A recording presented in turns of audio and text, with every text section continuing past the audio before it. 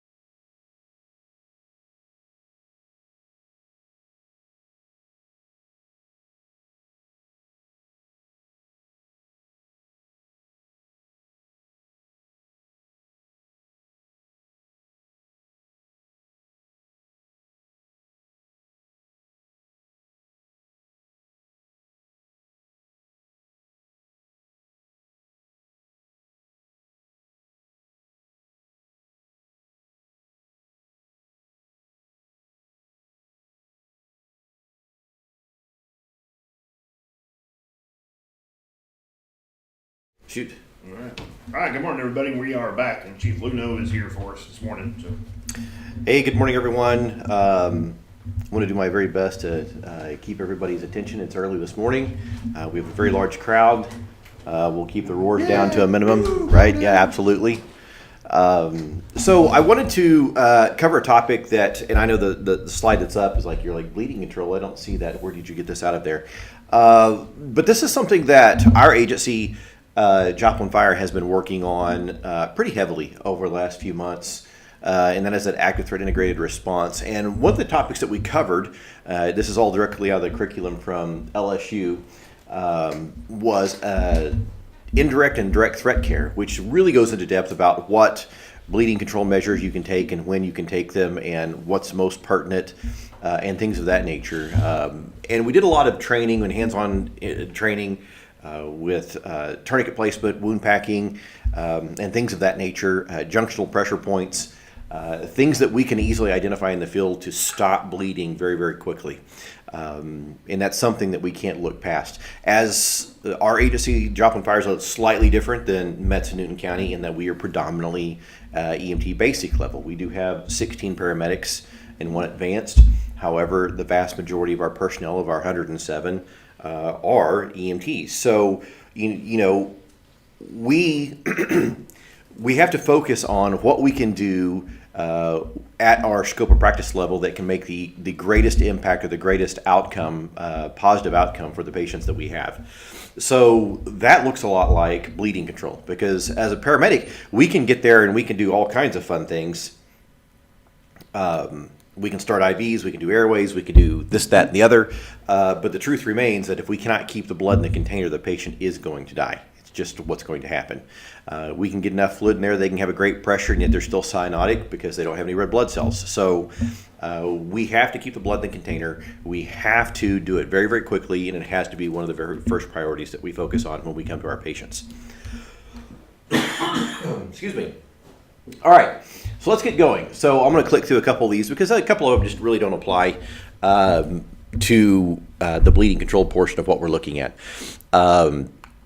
So one of the things that we've talked about and one of the things that we've trained on is TCCC, and the fact that combat casualty care has drastically reduced the fatality rate in the, well, to be really honest, the urban warfare environment. And when you start talking about active threat integrated response, active shooter, stuff like that, that the most accurate definition of what that is honestly urban warfare. So again, it makes a huge difference. We have to keep we have to stop the bleeding, we have to keep the blood in the container.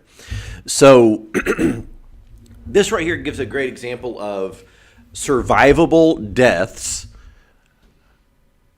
in certain instances as compared to, you know, what we're finding in the field. So what we're showing here is that these were injuries that were 100% survivable, and yet they ended up in a fatality because something wasn't done properly. And that is 66% of those were just bleeding control. Bleeding control is easy. We just have to stop the bleed. Tension pneumothorax, obviously that's a challenge for an EMT basic level department. However, we can identify it early and get resources available where we can adjust that, right? So if it's open, close it. If it's closed, open it. We can fix that. And then airway obstruction.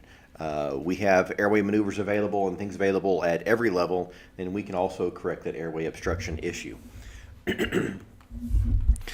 All right. They're going to talk about direct threat care and indirect threat care. That's beyond the scope of what we're going to discuss today in controlling the bleeding.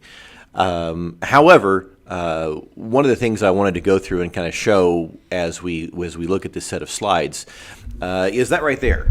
And that is kind of a generalization of the amount of blood that can be lost and what happens to each individual system, from your heart rate to your blood pressure to your respiratory rate and so forth. Now, obviously, this is a generalized chart, and it's all completely dependent on the rate in which the body loses the blood.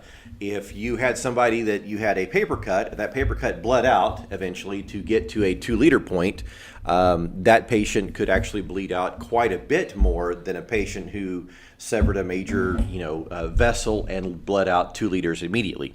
That patient will die on you, where the body has not had the time to compensate and to adjust and to shunt and move the blood into the core of the body itself. So food for thought. It's all about rate of loss and how much we can keep from losing in the first place. Hypovolemic shock. We all know what this is. We've done this a bunch. We know what this is. We've come across this. We identify it early. This is where I stress to the new EMTs, the new paramedics, that do not wait for changes in vital signs to make your decision on whether or not this is a priority patient. You need to be using your index of suspicion, your mechanism of injury, to make a decision as to what you're doing and when you're going to do it. If you're waiting for vitals to change, you have waited too long, shock has well ensued, and your patient will deteriorate and they're going to die on you. So don't wait. We cannot, and I stress this to our people, we cannot change the amount of time it takes us to get to the scene.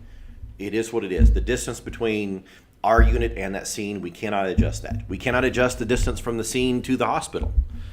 There's only so fast we can drive, right? And it's only going to save 30, 60 seconds at most over a long travel period. The only one thing that we can contain, or one thing that we can control, is our scene time. And that's something that we need to practice time in and time out. We've got to get that 10 minutes or better. And here's the deal, there's always that time, and usually it's a geriatric medical patient, but you're just going to be on scene for a while. But if you get in the habit of keeping your scene times 10 minutes and under, when you get to a true priority 1 level trauma patient and you're actually moving quickly, you'll turn around and have a 6-7 minute scene time and you weren't even trying. So challenge yourself. You're fine. Okay. Challenge yourself to always push, and push is not the right word, but work with purpose, right? It's something we talk about on the fire ground all the time. We don't run on the fire ground, we move with purpose. Running is what gets people hurt. Moving with purpose gets your jobs and your tasks done in a timely manner. Same thing applies here. Get your stuff done in a timely manner. Incorporate all of the hands that you have on scene. When you show up on a Joplin fire scene, I guarantee you have all the resources and personnel that we have at your disposal at any point in time. All you got to do is look at that captain and say, I need, and you're going to have it. If it's extra personnel, if it's a driver, whatever that looks like. That's one thing I really love about our agencies as we're sitting here, and I have Mr. Prosser, and I have Mr. Jackson with us. I guess I should say chief. I wouldn't mean to. Sorry, you got demoted today. You didn't know it. But our agencies work so well together, and we are so blessed to have that. At this point, I probably work a lot closer with the crews that are in, the Mets crews, just because I'm always on the north side of town working at the training center.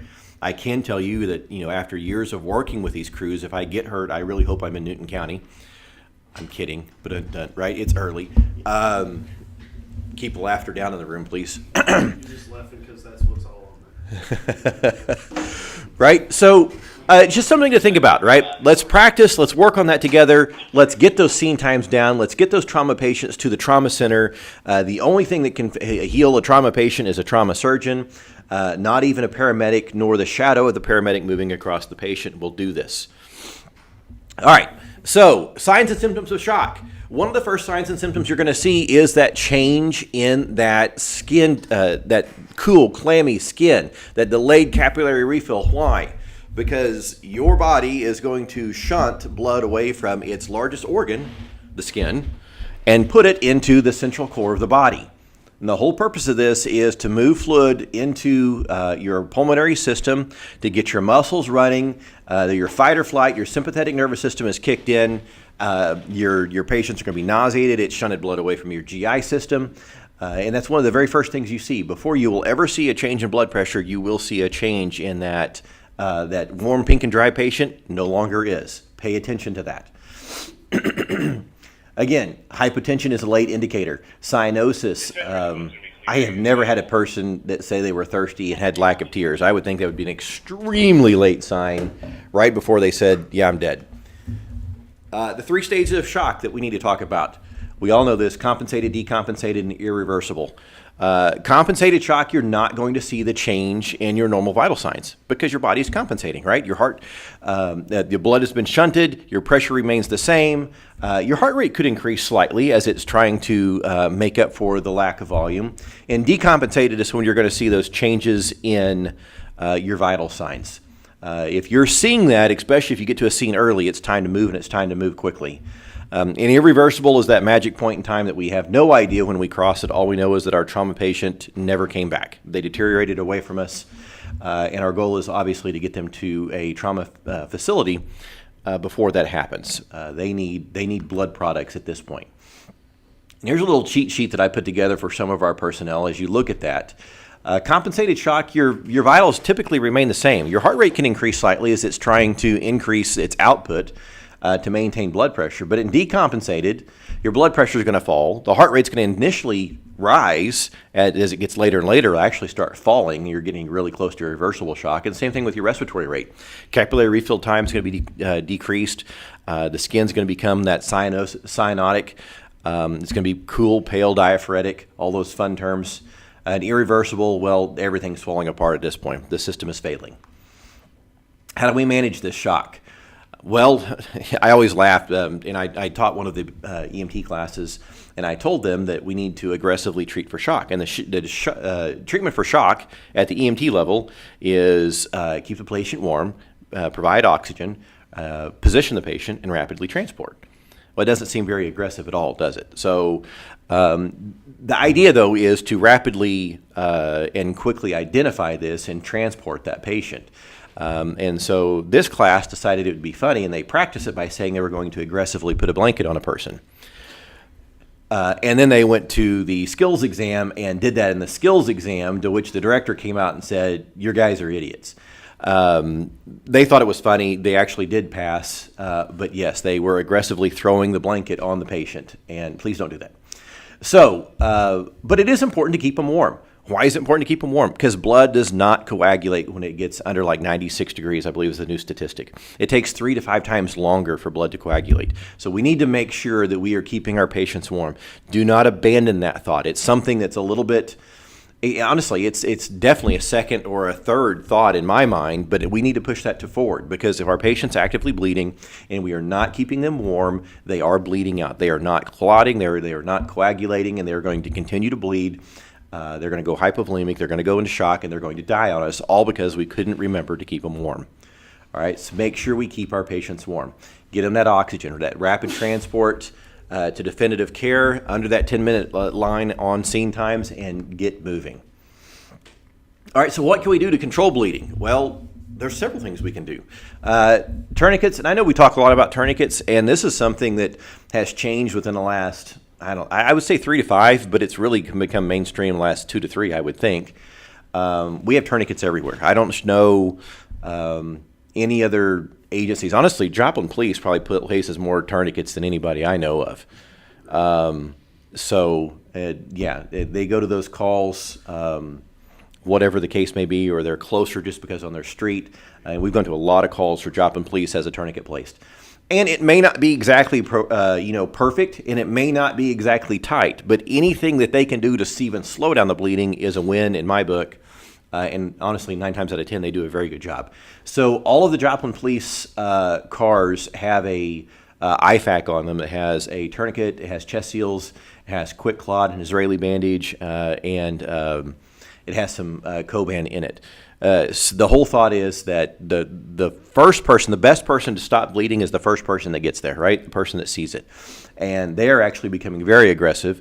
They're placing the vast majority of our chest seals that we're seeing placed, and honestly, they're taking away all our fun. The fallout of this is that these patients are living. So that's a great thing, though. All right, so TCCC recommended tourniquets. Please don't go to Amazon and get yourself a personal tourniquet. Uh-oh. Did I say it wrong? Rhino Rescue. Rhino Rescue. I'm in big trouble now. Yeah. So we invested in Rhino Rescue tourniquets off of Amazon. Uh-huh. I cannot find the difference between a Rhino Rescue and a cat tourniquet, and I was buying them for $6 a piece. So obviously the ones that we bought them for training, and they were not Rhino Rescue. They were the Chinese knockoff Amazon version. There's some bad versions. Yes, and they were so short you about couldn't put it around an adult arm, and when you did, you broke the windlass.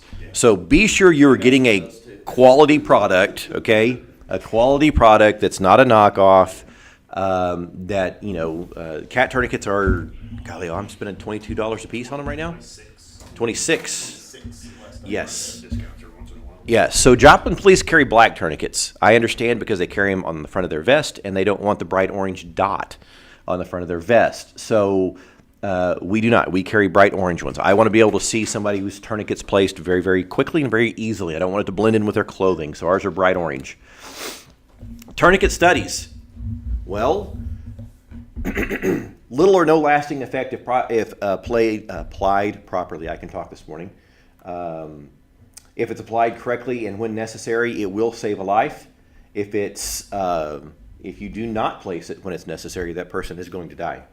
So I'm going to tell you right now, if you believe or you think that a tourniquet is appropriate, place it. Just place it. I guarantee if you do it, it's going to stop the bleeding. Even if you get to the ER and you get an earful, you can tell them, hey, well, they're alive when I got here. Now it's your turn. So a couple of case studies that I brought up, because I think it's important to understand the time frame we're dealing with. And I'm going to be honest, either that's really small writing, or I don't know. I don't want to say I'm getting old, because that can't be it. You want me to make it bigger? Yeah, no, we're good. All right, so the first case here, this case right here, there was a tourniquet that was placed for 10 hours. This was a 20-year-old male soldier who was shot in the upper outside portion of the arm. The tourniquet was immediately and incorrectly placed. You can see that it was placed below the site of the injury. That is not going to do anybody any good. As well as placing it, the only two places you can place a tourniquet is on the humerus or on the femur, because they are solid shaft bones in which you can compress all the vasculature against the bone very, very easily. You place it on the lower arm, the radius and ulna will not compress together, and you're not going to seal everything off like you should. Same thing on the lower leg with the tib fib. So this was placed incorrectly, and yet, by sheer luck, I think, the soldier did make it. However, he did complain of decreased sensations in the lower region of his arm. I would sure think so after it being placed for 10 hours. However, once it was removed, when this soldier was taken into surgery and his arm was, the vasculature was repaired, when they actually removed the tourniquet that was placed in inappropriately, he had no lasting deficit.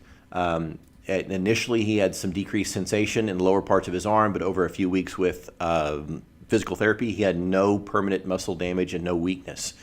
So this is a great case study on the fact that 10 hours and they still were able to reperfuse with no lasting deficit on that arm. So, once upon a time, we had to grab that marker and we had to immediately write what time, because we were making a decision that that limb was going to be a loss and it was worth it because we're going to save the life. That's not the case. To be really honest, I told my guys that if you place a tourniquet and they're like, well, do we need to write the time? I was like, no, I'm going to use your on-scene time, because that's close enough. When you're talking about a 10 to 12 hour grace period, I don't need to know within 10 minutes. I'm fine with knowing that, hey, my scene time was X, and that's when the tourniquet was placed. So here's our second case study. So this is, again, a 20-year-old male soldier with an injury to his thigh. So this tourniquet was placed above the site of the injury and it stayed there for about 12 hours. By the time the tourniquet was removed, the leg was turning blue from lack of oxygen. However, after time, the patient complained of loss of feeling in the entire leg below the tourniquet placement. After removal in a medical setting, the skin returned pink. There was no neurovascular damage through physical examinations, and there was no long-term damage after physical therapy. And that is a 12-hour grace period right there. So, case in point, if you think it's needed, place it. You're not going to cause any type of lasting damage, especially between your scene and the hospital. Just not going to happen. All right. There's the components of your CAT tourniquet. If you're not familiar with the tourniquet, please get with your training officer or get with the equipment on your truck. If they're loose fill, get it out and play with it. Get it out and get used to using it. Get it out and place it on yourself. We don't think about that, and hopefully we never get into that position. But it can be very challenging to place a tourniquet one-handed on an injured extremity of your own. So that's something that law enforcement counterparts do practice in the TCCC environment, and that's something that we should be aware of as well. All right, and again, one-handed application can be very challenging. Because in this, well, if you're placing it one-handed, that means you've probably been injured and or shot, and you are going to be extremely keyed up. So your hands are going to be shaking, your pulse is going to be through the roof, and you're going to have to take a nice deep breath and get that placed. And this is where the statistic of about 45 to 60 seconds runs through your head, knowing that if you don't get it placed, you're going to pass out and die. So this is something we need to practice and something we need to be proficient at. Something we do all the time is a two-handed placement, because that's how we practice in the field. That's how we practice with our EMT or paramedic skills. We do it two-handed because we never had the thought of placing it on ourselves. But get them out. Be sure you're familiar with the tourniquets. Be sure you're familiar with how to place them. The placement of a tourniquet should be high and tight. If you go to a scene and you have profuse bleeding, place it high and tight, right over the clothing, as tight as you can get it. That will, if it doesn't fully occlude it will slow it down, and that's what we call a hasty tourniquet. Get that hasty tourniquet placed, then get the clothing or whatever removed below that and place a secondary tourniquet to fully occlude it. So the faster you can get on there, the better. So common mistakes with the tourniquet: delay in application. That's the number one right there. You delayed the application and the person has continued to bleed. That bleed is the issue. That is the problem. That is what's going to kill your patient. Inadequate tightening. If you are not hurting this person, if they're conscious, you're doing it wrong. It's just what it is. It's going to be tight. It's going to hurt that person. Get over it and get it tight. You need to stop tightening it when you see the blood quit flowing. Removal. I can't think of one reason why you would remove it in the field. Failure to reassess, and that's more along the lines of coming back and realizing that for whatever reason, maybe it's loosened, maybe something has shifted or moved, and now that is leaking past that tourniquet. You didn't catch it in a reassessment where you could have easily found it and tightened it a little bit further, and it'd been just fine. So, all right, let's talk about, I didn't realize I went that far into the bath assessment. The bath assessment is a great thing to know if you're talking about very rapid treatment and treatment triage, especially in a tactical combat casualty care environment, something you definitely need to be aware of. It is a very quick sequence of sweeping your gloved hands, looking for blood, and addressing what you find when it's profuse bleeding. We don't care about small stuff, lacerations. We're looking for life-threatening issues and addressing them. The bath assessment is a very good thing to put in your back pocket and use it as your primary assessment on your trauma calls. So food for thought, get that one out, look through that one. But it goes through, it talks about bleeding, airway. Well, that's the whole bath part, right? Airway, what's normal? Well, honestly, sometimes it's easier to figure out what's not normal because we take for granted what is normal because we see it on a daily basis. We're all breathing normally right now. And guess, unless some of you just get really excited by the sound of my voice, you probably have just normal, non-labored respirations.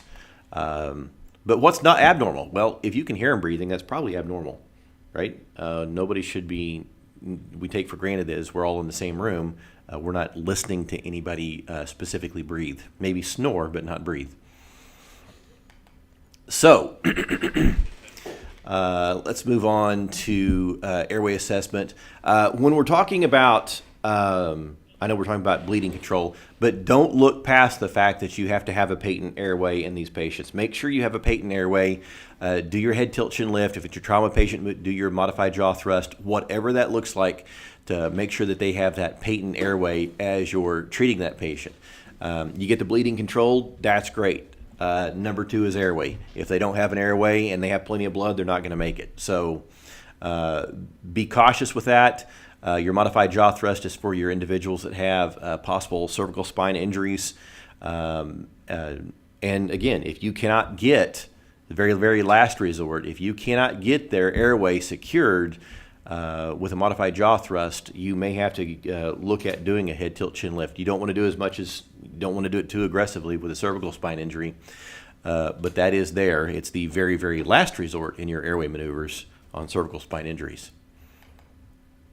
All right, so tension pneumothorax. I do want to talk about that because it's often overlooked, especially in the TCCC environment.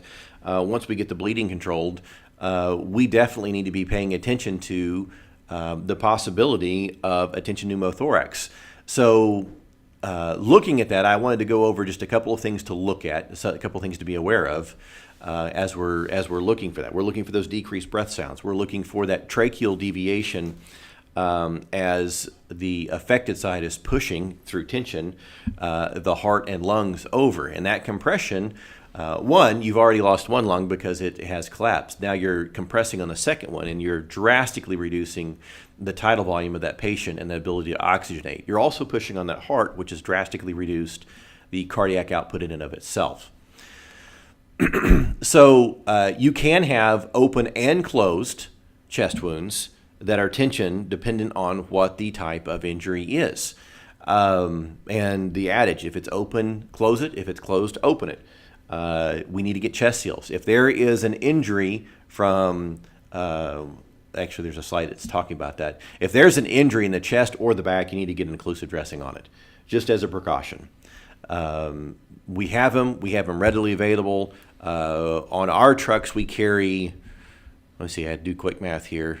we carry 24 chest seals. We carry them in sets. We have 12 sets, 10 on our bleeding control bags, and there's a couple on our trauma bags as well. So we have these readily available, and I hope and pray that we never, ever, ever, ever have to use them in mass. But hoping and praying is not the same as being prepared. So be sure you know how to use your chest seals. Worst case scenario, you can use defib pads. If you run out or don't have it, just cut the cord, shove them on there. It will seal it. It won't burp it. So we do use a hyphen vent chest seal, which is basically a defib pad with channels that don't have glue on it. And they're not $85 like a set of stat pads. So, yeah. Yeah, comparatively speaking, they're extremely cost effective.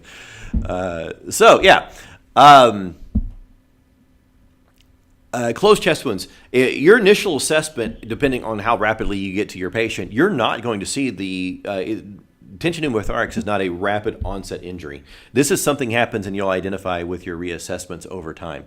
But it's absolutely a life threat to your patient if you do not reassess and catch it. So do not look past that. They're having respiratory depression. Their blood pressure's dropping. They're going into shock. You can't figure out why. Take a really good look at their respiratory effort, their chest rise and fall. Get your breath sounds out there. Pay attention to that tracheal deviation and things of that nature. So you do not look past that. They talk about a concussive blast injury for your closed chest injury. Which can be a real thing. With a concussive blast injury, you can rupture hollow organs, and definitely that air pressure change within the chest cavity and the lungs itself can cause that damage. So don't look past the fact just because they don't have a penetrating injury, they could develop a tension pneumothorax over time, secondary to a blast injury, or just massive chest blunt trauma. You can absolutely do this by displacing displacing the lungs themselves just through massive blunt force trauma. Now, I know we'd probably be looking at more like a cardiac tamponade in this situation, but be familiar with that as well. Our cardiac tamponade, what are our signs and symptoms for that? We have narrowing pulse pressures. We have decreased auditory, the heart sounds themselves are muffled, right? Because it's actually pumping in fluid as the pericardial sac begins to fill with fluid. You'll have that jugular vein distension as the blood cannot return back into the heart itself from the superior vena cava due to that heart being compressed by fluid. So you have a drastic cardiac output. You have a percussive injury to the lungs themselves. It's kind of the 1-2 punch. Your heart's no longer outputting what it should be, and your lungs aren't exchanging oxygen very well at all. That person absolutely has to have surgical intervention to pull the fluid off of that pericardial sac. Not something we can do in the field and keep your license. So, things to think about. I really wanted to talk about, I don't know that this video is going to play. Will you see if that link, Kyle, will play? Sorry, I didn't give you any heads up. But this is a great video. And this person's obviously alive because you can actually watch that, you can actually see in that hole, and that is their lung tissue. And they pulled that chest seal back to see, to show it. It's not going to play. Dang it. I thought I put the link in there correctly. I did not. But you actually see the lung tissue move away as they're starting to breathe, and they put that seal over there, and it reinflates right back up. I'm hoping the person's still alive. I'm guessing they probably weren't, to be really honest. But it's a great video of how effective chest seals can be on open chest wounds. Thank you for trying. So again, here's our signs and symptoms of our tension pneumothorax as we walk through them. Don't look past them. Pay attention to them when we're talking about those airway, percussive, and penetrating injuries to the chest wall. Simple versus tension. Again, simple pneumothorax, yes, you're losing the oxygenation and ventilatory effort of one lung, but when you start talking about tension, you're actually compressing the other lung as well. So it's kind of the 1-2 punch, and you're also compressing the heart. So it's kind of a lose-lose-lose when you start talking about a tension pneumothorax. But we can correct that, right? We can go mid-clavicular, we can go mid-axillary. It works. We can needle decompress these people. How many times are you going to need to decompress them? As many times as it takes, right? I've seen people come in with 2, 3, 4 darts in them. they will occlude off, and you may have to reassess that. If your tension comes back after one, you may have to repeat and put a second dart in them. In the military, they let no, actually they're not even EMTs. They're just TCCC trained, right? They'll needle D people right in the field with minimal training. Slightly scary, but it does work. It's effective. All right. Occlusive dressings. One of the greatest occlusive dressings that we all carry on ourselves that we don't think about is our gloves. If you have an open chest wound, get your glove on it. You have partners, have your partner put your glove on it. Something like that as you get the chest seal available and sealed up. Get your glove on it, and you can minimize the amount of air that's pulling into that in the first place. On the top left there, you have some type of a commercially produced vent-style seal. The bottom right has some type of a flutter valve. I've seen several of those over the years. All the ones that had the mechanical style vents I've always had them clog. I'm not sure if anybody else had any luck with those, but they clog over time as the blood gets in there. They quit working. Where the vent style, like there in the center top, that's the hyphen vent. At the worst case scenario, you just peel it back and keep going. So I like low tech things that work, right? Cost effective, low tech. I'm not having to worry about that vent freezing up or occluding off or anything like that. I can see what's happening right through it. So that's what we carry. That's what I personally like as we start going forward. Anything that you have, though, if you're out there, is an occlusive dressing. Anything that's plastic, right? The wrapper off of the package that something came in could be an occlusive dressing, and that used to be what it was. We used to have the jelly impregnated 4x4 gauze, right? And the most effective part of that jelly was that you threw it away and you used the package it came in. Yeah. Yeah. And so you would take the package and you would tape the package down on three sides and you would hope and pray for the best. We've come a very long way, right, in the last 5 years. Excuse me. I don't want to say that 23. Fun times, right? Fun times. I think everybody, though, should start out with a manual cot, old aluminum Furno, just because they should respect us more. Oh, yeah. Absolutely. These autoloaders and electric cots, my back hurts thinking about that. I'm telling you. Yes. They have no idea how good they have it. Oh, gosh.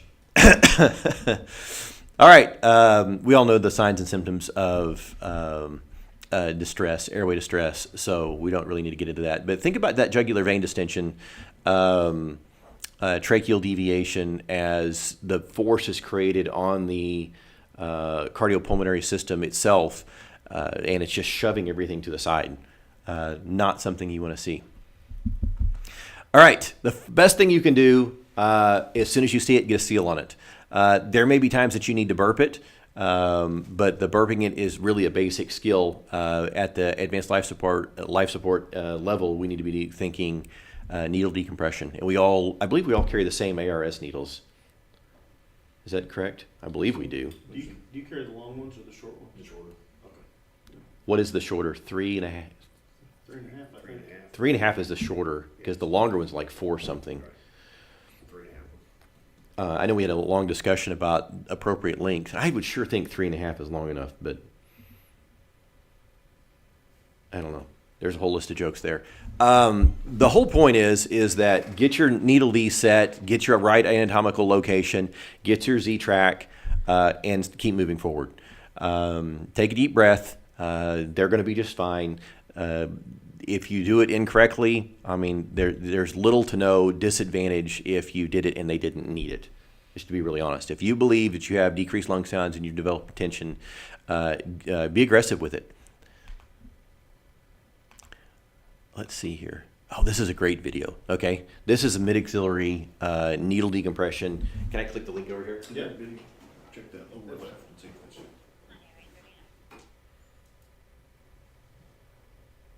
Uh-oh. Now you did it. I have done it. The computer's kind of slow. It's like Oh, no, it's want me to sign into Facebook. Oh, no. It's a great video, too. Oh. It's got gurgling and blood and all kinds of stuff. I'm going to walk away from the computer now. All right, I- banned from touching the. I know. I'm in trouble. I touched the machine early, and so obviously it's a mid-axillary needle decompression, and when they place it, you actually get the gurgling, the air, and the fluid. Understand that your pneumothorax is going to be a hemopneumothorax. There's going to be blood involvement, so you're going to get fluid, you're going to get air. It kind of goes, the book likes to define things in absolutes. It is not an absolute. If you have air, you're going to have blood. It is a trauma situation, so get ready for both. But yes, it actually drains out quite well. I'll see if I can't, I don't know. It played just perfectly on my machine last night, so I blame Kyle Jackson. You were logged in Facebook last night. Probably, yeah. Facebook Marketplace, I was trying to buy car parts. Probably. Absolutely. We can post the link in on Okay. this after it's all said and done. Perfect. So they can go back in after this video is posted and click the link into the comment section. Perfect. All right. It's a great video on mid-axillary needle decompression that's currently not playing. Hypothermia. And I know we talked about it previously, but I just want to touch on it again. The importance of maintaining body heat. So they're saying 95 degrees. I think the last study I saw was 96, to be really honest. But the important part is that I do know that when it starts getting below 94 degrees, the clotting factor is almost non-existent. And you think about that today, right now, a person laying in the parking lot, the high today is supposed to be like 82, 83, something like that. It's going to be mid-80s, something like that, low to mid-80s, which is plenty for that person to not be able to clot blood. As we're out there sweating, working on them, they won't be hot enough to clot. And when you start thinking about it in those terms, it's not something we typically think about. So in our bleeding control bags on all of our trucks, we have 10 of everything in our sets, but part of that is having 10 of those stupid little Mylar blankets that I always made fun of, but they reflect 98% radiant heat back to the body. So now today it'd be very difficult to use because it's winds are 30 miles an hour, so there would be a lot of homeless people in the trees getting the Mylar blankets. But A whole stack of those things they're all going to blow off. yes, but if you can get them wrapped and packaged in that, especially if it's going to be a little bit of time, you are going to do a huge bit of good for that person. So something to think about, something to be mindful of. At 94 degrees, right? If they start dropping below that, they're not going to coagulate and they're going to continue to bleed out. Active versus passive warming. Obviously, when we're talking about what we're doing in the field, most 99% of everything we do would be passive warming. We do have heat packs available. And there's the wonderful blankets. They're awesome. We carry it on our trucks. Yes.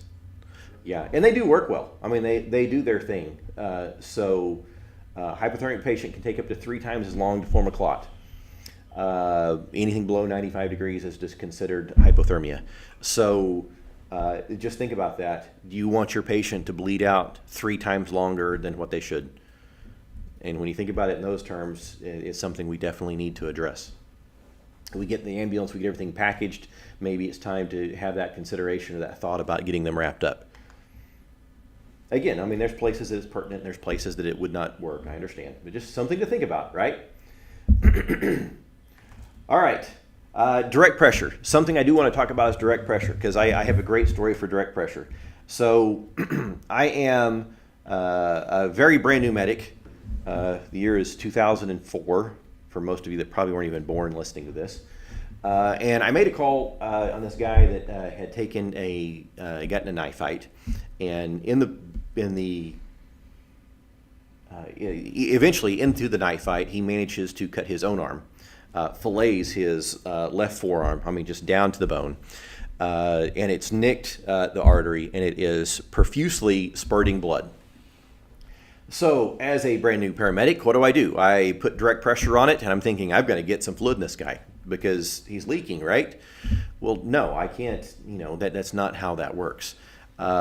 I put direct pressure on it. It bleeds through. I put another pad, ABD pad, and I'm squeezing as hard as I can on this guy's forearm, and it is continually leaking through. Well, in 2004, you did not place a tourniquet. It was extremely a big no-no. You just did not do that. Today, I would have placed a tourniquet immediately, not even thought about it. But my captain, who was he was from Coweta, Oklahoma, so that should tell you everything you need to know about this guy. Great guy. had a handshake that would actually cripple you and put you on your knees. He reaches up, grabs the brachial artery, and just squeezes. And what happens? The bleeding quit immediately. And I thought, well, I'm an idiot, right? I mean, direct pressure. Always go to that direct pressure, and it's a great place. If you have a compressible injury, go to that direct pressure point, and it stops immediately. And that gives you time to do something else. So, well, what can we do like that? As far as where can we go and put direct pressure? This is going to talk about clot formation. Well, there's two types of wounds. There's compressible and non-compressible. It's something we need to know about, right? There's areas that we can't compress. Well, those are few and far between. Most every wound, every area in your body is a compressible injury outside of those areas, your head and your chest and abdomen. Those are non-compressible injuries.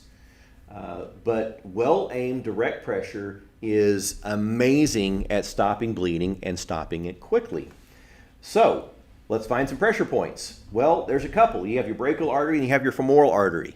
The brachial is actually very superficial when you go up under the arm. And when you hit it just right, because you have a neurovascular bundle, the brachial as well as that nerve running through there, when you hit it just right there, the patient hand's actually going to go numb and tingly. Find it on yourself. Your hand will go numb and tingly. You know you have it right in that spot because it immediately triggers that nerve. Grab that. That is a great place to grab as soon as you get your hands on somebody with a injury to an upper extremity. Grab that brachial, immediately occlude it. Now you have time to address it. Same thing with the femoral. Well, again, here's a great picture of the brachial, how it is superficial under the arm. You're going to have to get up close and personal with their armpit, and yet you have a gloved hand, right? So don't worry about it. Now the femoral artery. What do we do with femoral artery? It's hard to, well, how do we compress that? Well, there's a great way to compress a femoral artery. I'm going to tell you right now, it's going to hurt them, and they'll live to not give you a Christmas card, so it's definitely worth it. That's the brachial application using a C-clamp technique. This is the one I want you to know right here. This one is a great way. You roll up on somebody with profuse femoral artery bleeding, this will stop it 99.9% of the time. If you take that patient as a lying on their back supine patient, rotate the affected leg outward and bury your knee into that femoral space, one, it's going to hurt very bad, but two, you're going to occlude that femoral artery onto the pelvic girdle itself, and you will immediately stop the bleeding downstream. That gives you time to place that tourniquet. If you have a true femoral artery bleed as you arrive on scene, the time it takes you to place a tourniquet could be the time it takes for that person to die. You need to get direct pressure on that pressure point immediately, address that bleeding immediately, and then place your tourniquet as you go forward. So something to think about, something to practice, definitely. Be sure you do it to somebody that you don't like because it's going to hurt. But yeah, use that 45-degree angle, place your knee inside their thigh and apply pressure. Now, when you practice it, please don't drop your leg onto them. You definitely want to find, as you lay your knee in there, there's a little notch right there where your femoral head sets into the pelvic girdle itself. When you find that with your knee, that's where you want to place pressure. All right, you can find a seat anywhere. It's standing room only in here. We had one just walk in. All right, junctional hemorrhage. Junctional hemorrhage is another one where when you find these areas, you're going to have to look at doing something a little bit differently. We do not have junctional tourniquets on any of our trucks that I'm aware of, County.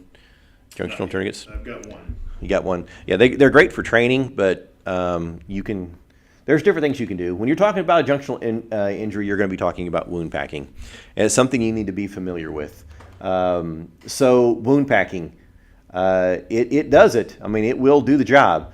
It's for junctional wounds, high limb extremity bleedings, where you can't get direct pressure in that area. So you're going to have to place enough material in there to create that pressure to occlude the bleeding. So this is where we get our hemostatic agents out and we start packing that area. And then once you get it completely packed, then you're going to have to wrap it with some type of a pressure dressing. And we have a couple of these trainers. I know you guys, I know County does. Kyle, you have some of the wound packing trainers too, don't you, sir? They're great trainers because you look at it and you're like, holy crap, I cannot believe it's going to take that much gauze. And I think that's the biggest part because I was, not only have done this one in the field, I was taken back on how much gauze that you can pack into certain junctional wounds. So, a couple things to think about. I know we're getting close on time here, so we'll talk about it kind of quickly. If you can find the source of the bleed, find it with your fingertips and occlude it. Put the pressure on there. Once you get pressure on that, don't let go of it. Continue to pack around that. Don't release that pressure while you're packing. Quick clot, some type of hemostatic agent would be preferred, because not only are you providing the pressure, you're causing that cascading factor to happen more rapidly. I know there's some new stuff coming out. I think, Kyle, you sent it to me the other day, that stuff that like coagulates water or something.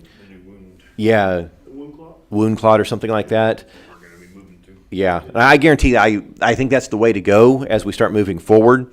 When our stuff starts expiring, I will be replacing that with a wound clot, where quick clot uses the natural cascading clotting factor, which is like factor 7 or something weird like that if you watch the videos. It just causes it to cascade faster.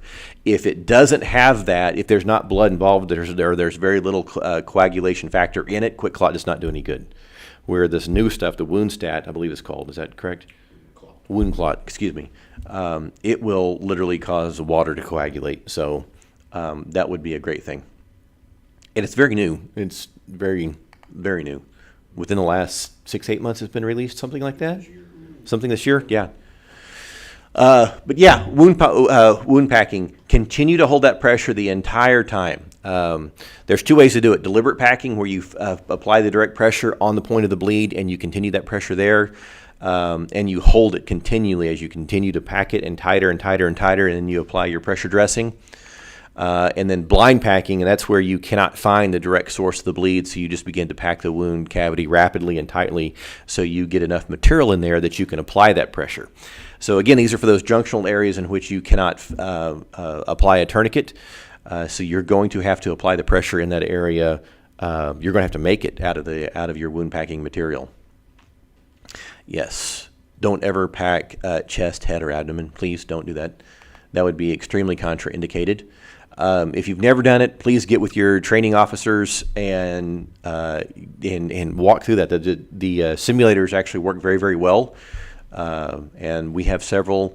All of Joplin Police and Joplin Fire has gone through wound packing, tourniquet placement, chest seals, things like that. So I know Newton County Meds is something you guys stay on top of as well. So, all right, we're right there at that time. Again, there's some different packing techniques as you go through there. As you start talking about hemostatic agents, we kind of already talked about that. We're currently in the quick clot factors. As we look to the future, the things that are coming, those injectable foams. What I want to see is something like Cheese Whiz, like you shake the can, shove the nozzle in, and pull the trigger. And I know that sounds funny, but I don't know how far away we are from that, because I know there's some materials out there that actually do that.